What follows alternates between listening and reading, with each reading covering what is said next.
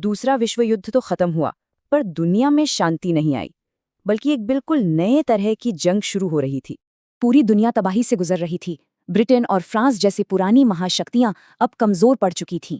तो अब सवाल था कि आगे क्या? लीग ऑफ नेशंस तो पहले ही फेल हो चुका था।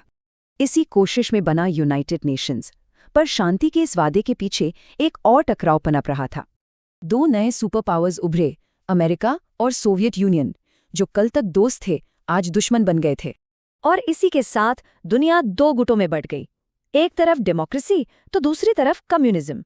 इसे ही कोल्ड वॉर कहा गया, एक ऐसा दौर जहां दोनों सुपर पावर्स कभी सीधे सीधे नहीं लड़े। अब बने मिलिट्री गठबंधन। अमेरिका ने नाटो बनाया तो जवाब में दूसरे संगठन भी तैयार हुए। इसकी शुरुआत हुई न्यूक्लियर हथियारों की होड़ से। 1945 में अमेरिका ने एटम बम का इस्तेमाल किया था। और देखिए, सिर्फ 4 साल बाद ही सोवियत यूनियन ने भी अपना न्यूक्लियर बॉम्ब टेस्ट कर लिया।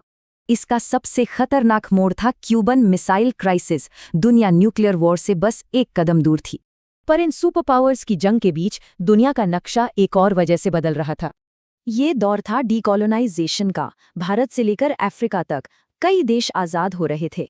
लेकिन इन नए देशों ने एक तीसरा रास्ता चुना, न अमेरिका के साथ न सोवियत यूनियन के। भारत के नेहरू जैसे नेताओं ने मिलकर बनाया नॉन अलाइंड मूवमेंट, यानी गुटनिरपेक्ष आंदोलन।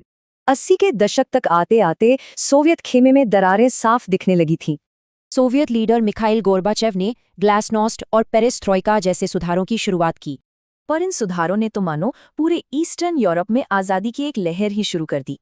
और फिर 1990 में कोल्ड वॉर का सबसे बड़ा सिंबल बर्लिन की दीवार भी गिर गई। इसके ठीक एक साल बाद दिसंबर 1991 में सोवियत यूनियन भी बिखर गया और कोल्ड वॉर खत्म हो गया। तो इस पूरे उथल-पुथल वाले दौर में भारत का क्या रास्ता रहा? भारत ने नॉन अलाइंड मूवमेंट में अहम भूमिका निभाई और हमेशा अपनी स्वतंत्र विदेश नीति पर चला।